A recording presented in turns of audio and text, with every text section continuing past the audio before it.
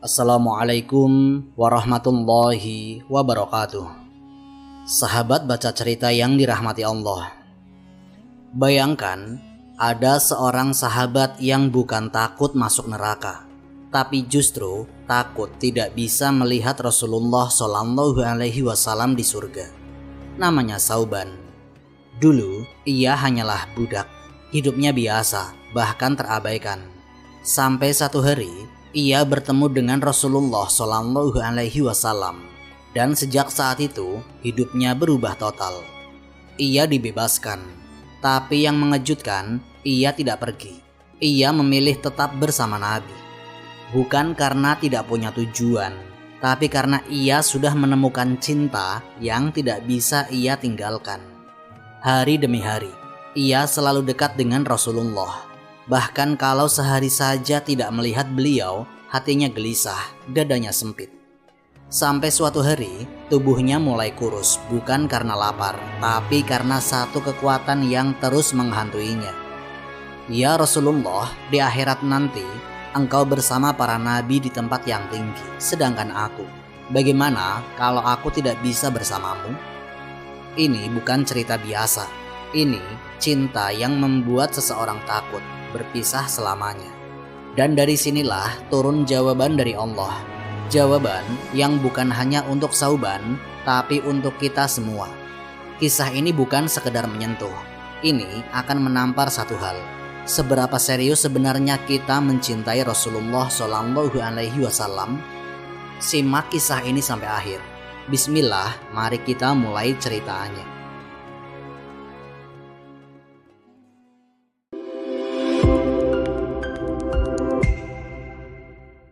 Dari tawanan menjadi orang paling dekat.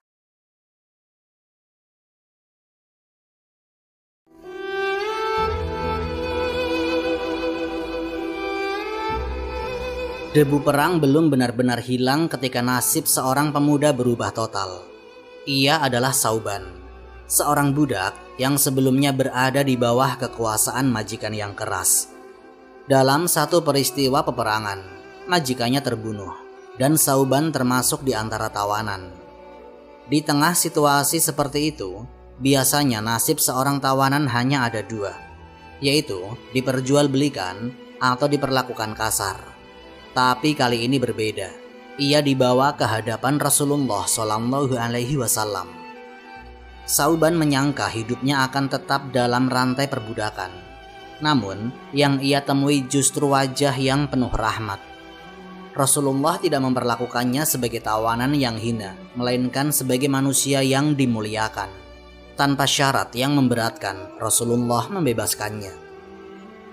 Seketika itu, statusnya berubah dari budak menjadi orang merdeka. Tapi yang lebih mengejutkan, Sauban justru tidak pergi. Ia memilih tetap tinggal, bukan karena tidak punya tujuan, tapi karena ia sudah menemukan sesuatu yang jauh lebih berharga daripada kebebasan itu sendiri, yaitu kedekatan dengan Rasulullah SAW. Sejak hari itu, Sauban menjadi pelayan sekaligus sahabat dekat Nabi. Ia bukan sekedar membantu urusan sehari-hari, tapi benar-benar menempel dalam kehidupan Rasulullah. Kemana Rasulullah pergi, sebisa mungkin ia ikut. Apa yang Nabi butuhkan, ia berusaha menjadi orang pertama yang memenuhi. Kalau orang lain rindu keluarga, Sauban justru gelisah kalau tidak melihat Nabi. Kalau orang lain menjaga jarak, Sauban justru mendekat. Cintanya bukan sekedar hormat, ini sudah masuk wilayah ketergantungan hati. Hari-hari di Madinah menjadi saksi. Setiap kali adzan berkumandang, Sauban hampir selalu berada di masjid lebih dulu. Ia memilih posisi dekat dengan Rasulullah. Bukan kebetulan, itu adalah kebiasaan yang ia jaga. Para sahabat lain memperhatikan. Anak ini bukan sekedar rajin, ini sudah level rindu. Kira-kira begitu yang tampak. Namun seiring waktu, sesuatu berubah. Tubuh Sauban mulai terlihat kurus. Wajahnya tidak lagi secerah biasanya. Ia tetap hadir, tetap setia, tapi ada sesuatu yang menggerogoti dari dalam.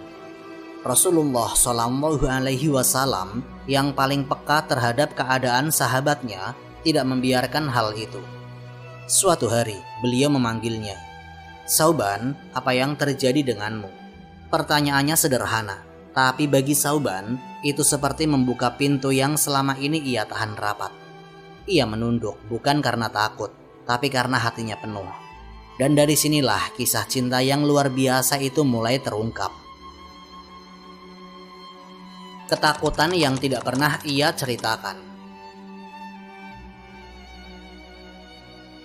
Sauban berdiri di hadapan Rasulullah. Pertanyaan itu sederhana tapi menghantam tepat ke dalam hatinya. "Apa yang terjadi denganmu?" Beberapa saat ia diam, bibirnya bergerak, tapi kata-kata seolah tertahan. Bukan karena ia tidak tahu jawabannya, justru karena terlalu dalam untuk diucapkan.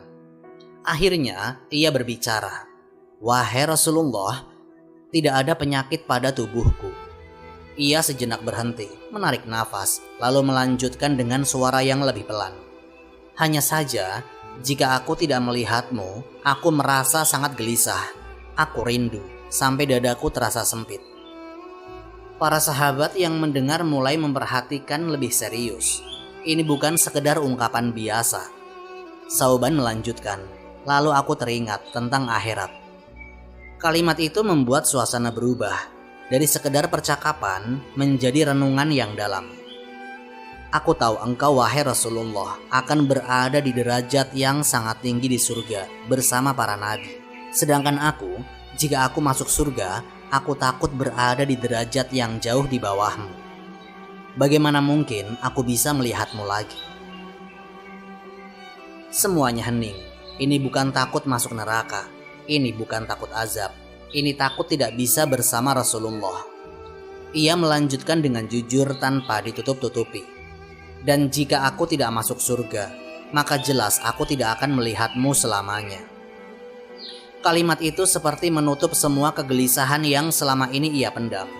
Itulah yang membuat tubuhnya melemah. Itulah yang menggerogoti hatinya. Bukan dunia, bukan sakit fisik, tapi rasa cinta yang takut berpisah. Rasulullah Shallallahu Alaihi Wasallam mendengarkan dengan penuh perhatian, tidak memotong dan tidak mencela. Beliau memahami, ini bukan cinta biasa, ini cinta yang lahir dari iman. Tidak lama setelah itu, turunlah wahyu dari Allah, ayat yang menjadi jawaban atas kegelisahan Sauban. Allah Subhanahu wa Ta'ala berfirman dalam Quran Surat An-Nisa ayat 69. "Dan barang siapa menaati Allah dan Rasul-Nya, maka mereka akan bersama orang-orang yang Allah beri nikmat, para nabi, para siddiqin, para syuhada, dan orang-orang soleh. Dan mereka itulah sebaik-baik teman." Jawaban itu jelas, tegas, dan menenangkan. Kedekatan di akhirat bukan ditentukan oleh status, tapi oleh ketaatan. Sauban tidak perlu menjadi nabi untuk bersama nabi. Ia cukup menjadi orang yang benar-benar taat. Dan kabar itu bukan hanya untuk Sauban, ini untuk siapapun yang mencintai Rasulullah dengan cinta yang jujur. Bukan sekedar ucapan, tapi diikuti dengan ketaatan. Wajah Sauban berubah. Beban yang selama ini menekan dadanya seperti diangkat. Ia tidak lagi sekedar berharap. Sekarang ia punya jaminan arah. Namun kisahnya tidak berhenti di sini. Cinta itu terus tumbuh bahkan sampai pada satu fase di mana rindu itu tidak lagi bisa ditahan oleh tubuhnya. Dan disitulah ujian berikutnya datang. Rindu yang menggerogoti tubuh. Sejak turunnya ayat dari surat An-Nisa ayat 69, hati Sauban menjadi tenang. Tapi bukan berarti rindunya berkurang. Justru cintanya semakin matang.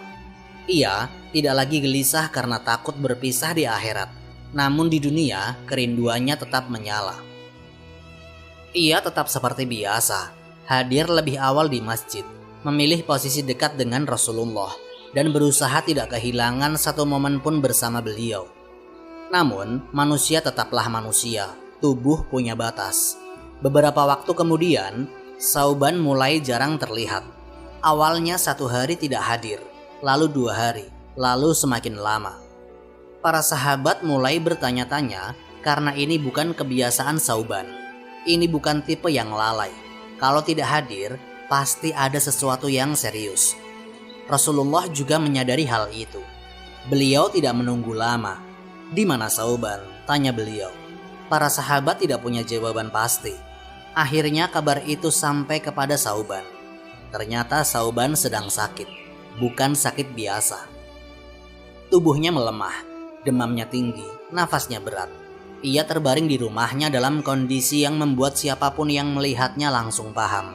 Ini bukan sekedar sakit ringan. Mendengar itu, Rasulullah tidak menunda. Beliau berangkat untuk menjenguknya, ditemani oleh Sayyidina Abu Bakar As-Siddiq. Malam itu dingin, angin Madinah berhembus cukup kencang. Perjalanan menuju rumah Sauban tidak terlalu jauh, tapi suasananya sunyi dan berat. Di dalam rumah sederhana itu, lampu minyak menyala redup. Tidak ada kemewahan, tidak ada tikar sederhana, dinding tanah, dan suasana cemas dari keluarga yang menjaga. Sauban terbaring, tubuhnya kurus, wajahnya pucat, bibirnya kering, keringat dingin sesekali muncul di dahinya. Namun, ada satu hal yang tidak berubah, yaitu lisannya. Ia masih menyebut nama Rasulullah. Pelan, berulang, seakan itu satu-satunya yang menahan hidupnya. Ibunya mendekat, mencoba menenangkannya. "Ayahmu ada di sini, kami semua di sini." Tapi Sauban menggeleng pelan. Bukan itu yang ia cari. Dengan suara lemah, ia bertanya, "Apakah Rasulullah sudah datang?" Orang tuanya terdiam.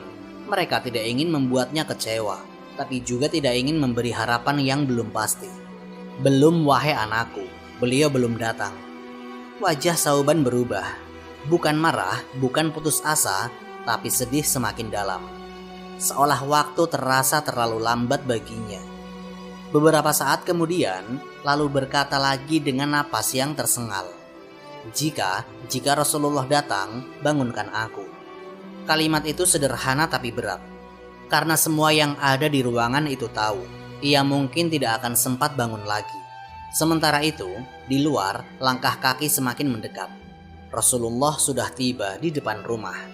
Beliau mengucapkan salam, dan keluarga Sauban menyambut dengan penuh harap. "Wahai Rasulullah," ia sedang tertidur, kondisinya sangat lemah. Sebagian ingin mengatakan, biarkan ia beristirahat. Namun, ayah Sauban mengingat pesan anaknya. Dengan suara pelan ia berkata, "Wahai Rasulullah," sebelum tertidur ia berpesan, "Jika engkau datang, ia ingin dibangunkan." Rasulullah terdiam sejenak. Beliau melihat ke arah tempat Sauban terbaring. Wajah yang dulu selalu menyambut beliau di masjid, kini terbaring tak berdaya. Namun beliau tidak langsung membangunkannya. Beliau mendekat, duduk di sisinya, memperhatikan dengan penuh kasih. Malam itu menjadi saksi. Seorang sahabat yang hidupnya dipenuhi cinta, kini berada di ambang perpisahan. Dan detik-detik inilah kerinduan itu akan mencapai puncaknya. Pertemuan yang tertunda di dunia. Rasulullah duduk di sisi Sauban. Ruangan itu menjadi hening. Hanya terdengar nafas berat seorang hamba yang sedang berjuang antara bertahan atau pulang. Beliau memperhatikan wajah Sauban dengan penuh kasih. Wajah yang dulu selalu berseri ketika melihat beliau, kini pucat dan lemah. Namun ada satu hal yang tidak berubah, ketenangan yang muncul dari iman. Rasulullah tidak langsung membangunkannya. Beliau membiarkannya beristirahat. Ada kelembutan di situ, seakan beliau memahami. Jika ini memang akhir, maka biarkan ia dalam keadaan tenang. Beberapa saat kemudian, Rasulullah SAW berdiri. Malam sudah semakin larut, udara semakin dingin. Beliau pun berpamitan kepada keluarga Sauban. "Jika ia terbangun, sampaikan salamku kepadanya." Kalimat itu sederhana, tapi bagi keluarga Sauban terasa berat. Karena mereka tahu, kemungkinan besar itu adalah salam perpisahan di dunia. Rasulullah keluar dari rumah itu bersama Sayyidina Abu Bakar As-Siddiq. Langkah mereka pelan. Malam terasa sunyi dari biasanya. Di dalam rumah, beberapa saat setelah kepergian Rasulullah, Sauban mulai bergerak. Matanya terbuka perlahan, nafasnya masih berat. Hal pertama yang ia lakukan bukan mencari air, bukan memanggil orang tuanya. Ia langsung bertanya, apakah Rasulullah datang? Ayahnya menahan air mata. Iya, beliau datang. Wajah Sauban berubah dan ada harapan. Di mana beliau? Ayahnya tidak bisa lagi menahan. Beliau sudah pulang. Kalimat itu jatuh dan menghantam hati Sauban. Ia tidak marah, ia tidak mengeluh. Tapi dari sudut matanya, air mata mulai mengalir. Pertemuan itu tertunda. Di dunia, ia tidak sempat membuka mata untuk melihat Rasulullah. Namun justru disitulah terlihat betapa dalam cintanya. Dengan suara yang hampir tidak terdengar, ia berkata, "Jika begitu, semoga aku bisa menyusul beliau." Nafasnya semakin pendek, dada naik turun dengan berat. Ia tidak lagi berbicara panjang. Lisannya mulai sibuk dengan zikir. Hatinya fokus pada satu arah, bukan dunia, bukan sakitnya, tapi pertemuan yang ia harapkan sejak awal. Orang tuanya berada di sampingnya, tidak ada yang bisa mereka lakukan selain menyaksikan takdir berjalan. Tidak lama setelah itu, nafas itu terhenti. Sauban, sahabat yang mencintai Rasulullah dengan sepenuh hati, wafat di malam itu. Rumah kecil itu menjadi saksi. Tidak ada teriakan, tidak ada keramaian, hanya tangis pelan dan kehilangan yang dalam. Keesokan harinya, kabar itu sampai kepada Rasulullah. Beliau segera datang. Wajah beliau tampak sedih. Bukan sekedar kehilangan seorang sahabat, tapi seorang yang hatinya benar-benar terikat dengan beliau. Keluarga Sauban menyampaikan sesuatu. "Wahai Rasulullah, sebelum wafat ia berpesan, ia khawatir menyusahkanmu. Ia takut jika engkau datang malam-malam, musuh akan memanfaatkan itu untuk mencelakaimu." Rasulullah Shallallahu Alaihi Wasallam terdiam. Di saat sakaratul maut, yang ia pikirkan bukan dirinya, bukan rasa sakitnya, tapi keselamatan Rasulullah. Cinta seperti ini bukan dibuat-buat. Ini lahir dari iman yang jujur. Rasulullah kemudian mengangkat kedua tangan beliau, mendoakan Sauban. Doa dari seorang nabi untuk seorang hamba yang mencintainya sepenuh jiwa. Dan kisah ini belum selesai, karena yang ditinggalkan Sauban bukan sekedar cerita sedih, tapi standar cinta yang sangat tinggi, yang hampir tidak terlihat lagi di zaman sekarang. Standar cinta yang tidak main-main. Kisah Sauban bin Bujdud bukan sekedar cerita haru. Kalau hanya berhenti di sedih, kita kehilangan inti pelajarannya. Ini tentang standar cinta. Banyak orang mengaku cinta kepada Rasulullah. Sholawat dilantunkan, nama beliau sering disebut. Tapi Sauban menunjukkan satu hal yang jarang. Cinta yang mempengaruhi perilaku, waktu, bahkan kondisi fisik. Ia tidak kuat jauh dari Nabi. Itu bukan drama, itu karena hatinya benar-benar terikat.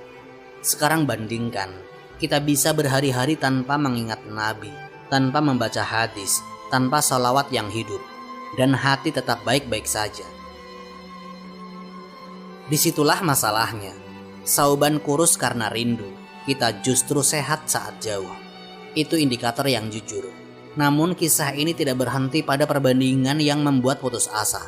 Justru Allah sudah membuka jalan yang sangat jelas melalui firman-Nya dalam Quran Surat An-Nisa ayat 69. Bersama Nabi di surga bukan mustahil, bukan orang tertentu saja, tapi untuk siapapun yang taat.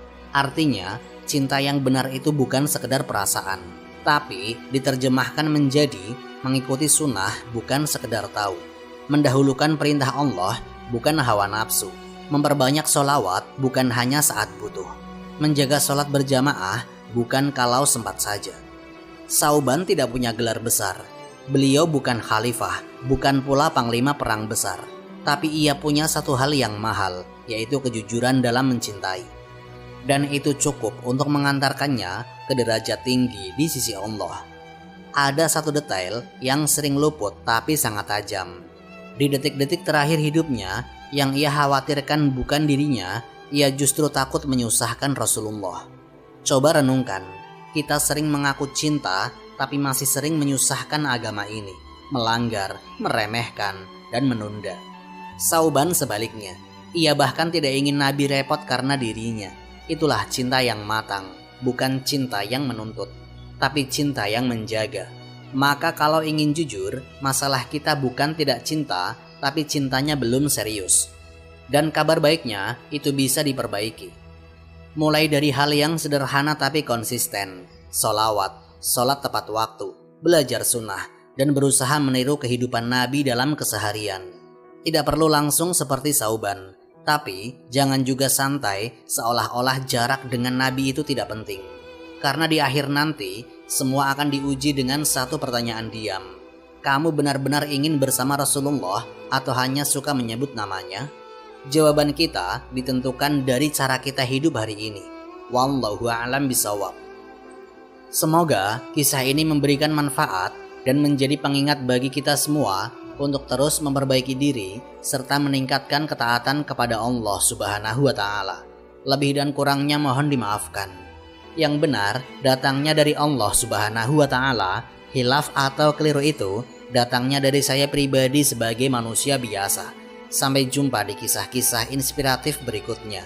Akhirul kalam, wassalamualaikum warahmatullahi wabarakatuh.